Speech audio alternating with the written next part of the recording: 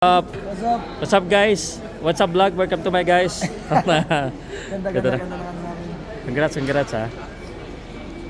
Yun. Champ is here. Coach Domingo, tabi ka sa kanya. Yan ang coach oh. Yan. World champ is here. Yan. Two-time world champ. There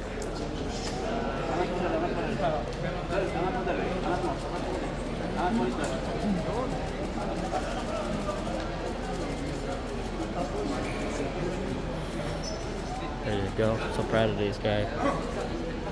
Ito na si Melvin Jerusalem. Hindi ko alam kung ano gagawin. Magtatanong na ba ako? Kasi may mga mainstream dito. Ako, rekta na agad tanong. Ando din pala si Jake. Si Jake ang parang doon.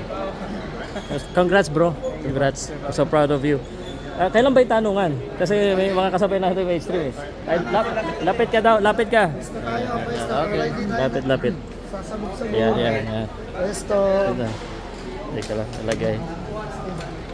Gitna lang tayo. Gitna. Yan. Okay. Kaya na mo na, Ben. Boss, ano boss? Yan, sampang mo sa balikat mo. Yan, okay. Teka. Pasapit lang din bro. Yan. Let's do this. Melvin, congrats.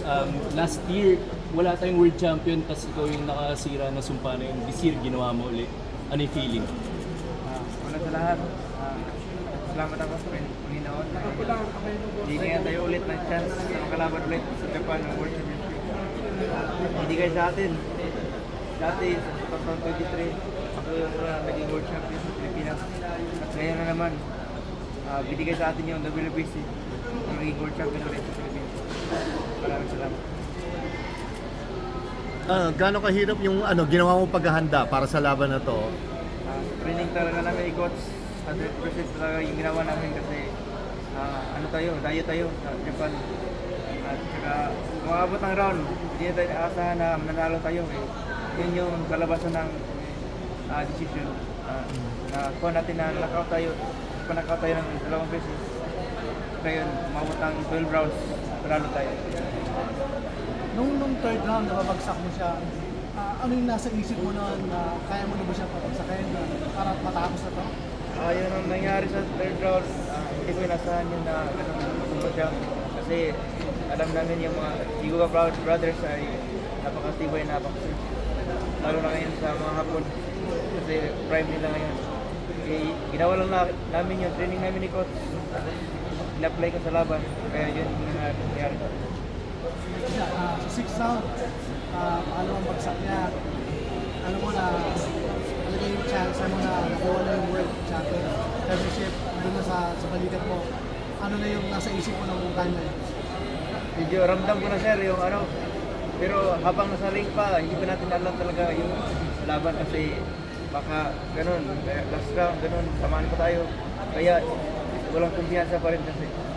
Kaya na scorecard, naging split decision. 2 points lang lamang ko, naging tabla pa yung ibang round. Kaya yun, dapat talaga na huwag kumpiyansa. Nagulat ka ba dun sa official decision? Kasi split nga siya kahit pinatumba mo siya ng 2 beses. O inaasahan mo na medyo dikit talaga yung score? Hindi, parang lamang talaga tayo sa scorecard. Sabi ng coach, manager ko. Pero yun yung nangyari, ang importante, panalo tayo. Sir, anong plano mo? Rematch? Sinong gusto mong sunod na makalaban? Gaano katagal? Gaano katagal magpapahinga at lalaban ulit siya? Hindi pahinga lang sir kasi ito na, ibinigay na sa atin. Pinaghandaan natin to.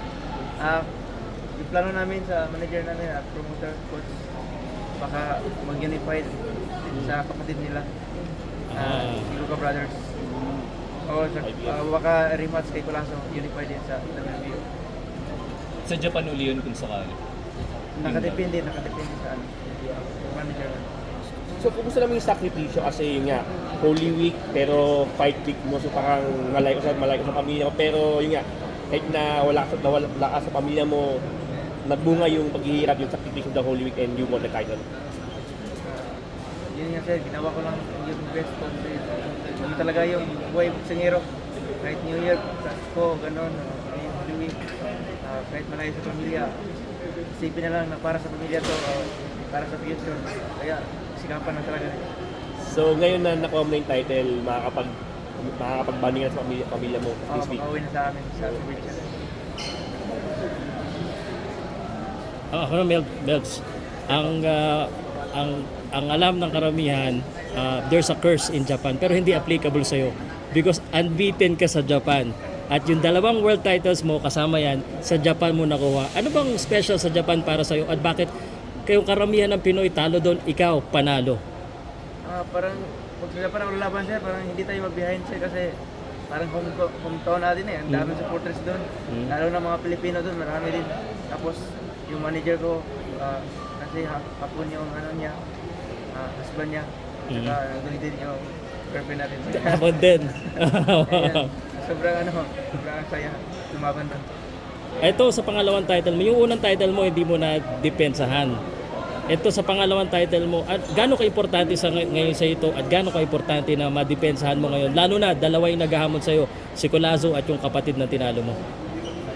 Sobrang importante to sir kasi dream belt ko to sir. Yes. Binigay sa akin yung WBO. Pero ito, binigyan ako ng second chance. Kasi lumaban ako dati sa Thailand 2017, hindi ko nakuha. Pabot ng 12 rounds. Kasi ngayon, binigay ulit sa atin. Binigay sa Panginoon. Kaya sikapan ko talaga na hawakan ko ng matagal itong belt. You mentioned nga na isa sa mga potential na magiging kalaban mo sunod ay si Collazo. Siya yung kumuha ng WBO mo dati. So, ano nga na, meron na bang agad na game plan para bawian si Collazo? Kahit anong ano sir, kahit anong oras sir, basta naka-ready lang tayo sir. Pero meron ng game plan, meron ng pang-counter sa kanya. Meron na yan, dati pa yan sir, sa laban namin. May nagkuha tayo na saan tayo nagkamali.